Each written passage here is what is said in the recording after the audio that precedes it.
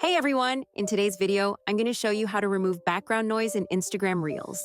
If you're creating a reel and want to clean up the audio by removing background noise, I'll show you how to do it in just a few simple steps. Step 1.